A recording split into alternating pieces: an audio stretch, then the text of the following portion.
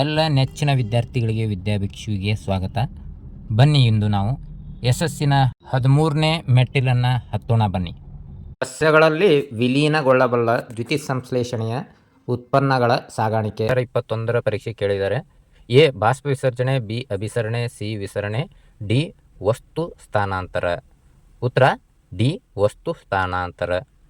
ವಸ್ತು ಸ್ಥಾನಾಂತರಣ ಅಥವಾ ಟ್ರಾನ್ಸ್ಲೊಕೇಶನ್ ಸಸ್ಯಗಳ ಎಲೆಗಳಲ್ಲಿ ಉತ್ಪನ್ನವಾದ ದ್ಯುತಿಸಂಶ್ಲೇಷಣೆಯ ಉತ್ಪನ್ನಗಳನ್ನು ಸಸ್ಯದ ವಿವಿಧ ಭಾಗಗಳಾದ ಕಾಂಡ, ಬೇರು ಮುಂತಾದವುಗಳಿಗೆ ಸರಬರಾಜಾಗುವುದನ್ನು ಟ್ರಾನ್ಸ್ಲೊಕೇಶನ್ ಅಥವಾ ವಸ್ತು ಸ್ಥಾನಾಂತರಣ ಅಂತ ಕರಿತೀವಿ.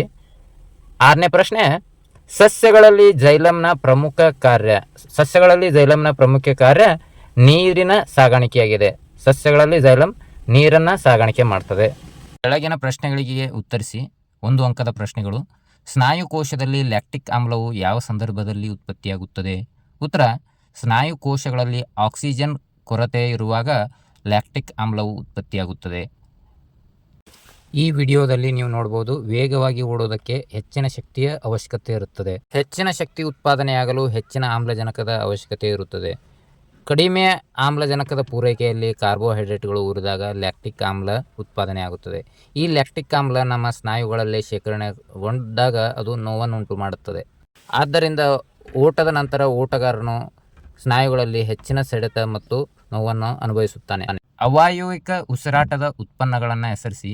ಈ ಪ್ರಶ್ನೆಯನ್ನು ಜೂನ್ 2019 ಪರೀಕ್ಷೆಗೆ ಕೇಳಿದರೆ ಉತ್ತರ ಅವಾಯವಿಕ ಉಸಿರಾಟದಲ್ಲಿ ಒಂದು ಗ್ಲೂಕೋಸ್ ಅಣು ವಿಭಜನೆಗೊಂಡಾಗ ಇಥೆನಾಲ್ ಮತ್ತು ಕಾರ್ಬನ್ ಡೈಆಕ್ಸೈಡ್ ಉತ್ಪತ್ತಿಯಾಗುತ್ತದೆ.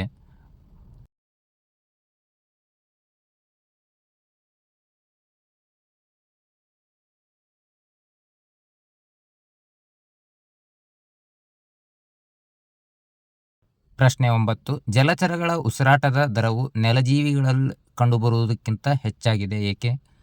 ಗಾಳಿಯಲ್ಲಿನ ಆಕ್ಸಿಜನ್ ಪ್ರಮಾಣಕ್ಕಿಂತ ನೀರಿನಲ್ಲಿನ ಆಕ್ಸಿಜನ್ ಪ್ರಮಾಣ ಕಡಿಮೆ ಇರುತ್ತದೆ. ಆದ್ದರಿಂದ ಹೆಚ್ಚು ಆಕ್ಸಿಜನ್ ಪಡೆಯಲು ಜಲಚರ ಜೀವಿಗಳು ವೇಗವಾಗಿ ಉಸಿರಾಡುತ್ತವೆ. ನೆಚ್ಚಿನ ವಿದ್ಯಾರ್ಥಿಗಳೇ, ನಿಮಗಿದು ತಿಳಿದಿರಲಿ. ನಿಮ್ಮ ಸ್ನೇಹಿತರು ಯಾರಾದರೂ ಪರೀಕ್ಷೆಯಲ್ಲಿ ಅನುತ್ತೀರ್ಣರಾಗಿದ್ದರೆ ಈ ಒಂದು ಡೈಲಿ ಡೋಸ್ ಸಹಾಯದಿಂದ ಬಹಳ ಸುಲಭವಾಗಿ ಪರೀಕ್ಷೆಯಲ್ಲಿ ಉತ್ತೀರ್ಣರಾಗಬಹುದು. ಆದ್ದರಿಂದ ನೀವಷ್ಟೇ ಅಲ್ಲದೆ ನಿಮ್ಮ ಸ್ನೇಹಿತರು ವಿದ್ಯಾಭಿಕ್ಷುವನ್ನು ಅನುಸರಿಸಿ ಯಶಸ್ಸನ್ನು ಪಡೆಯುವಂತೆ ಮಾಡಿ. ನೀವೆಲ್ಲರೂ ವಿದ್ಯಾಭಿಕ್ಷುವನ್ನು ಸಬ್ಸ್ಕ್ರೈಬ್ ಮಾಡಿ ಹಾಗೂ ಯಶಸ್ಸನ್ನು ಗಳಿಸಿ. SSLC ಪರೀಕ್ಷೆಯಲ್ಲಿ 100% ಸಕ್ಸಸ್ ಗಳಿಸೋಕೆ ಈಗಲೇ ಸಬ್ಸ್ಕ್ರೈಬ್ ಮಾಡಿ ನಿಮ್ಮ ನೆಚ್ಚಿನ ಯೂಟ್ಯೂಬ್ ಚಾನಲ್ ವಿದ್ಯಾಭಿಕ್ಷುವನ್ನು.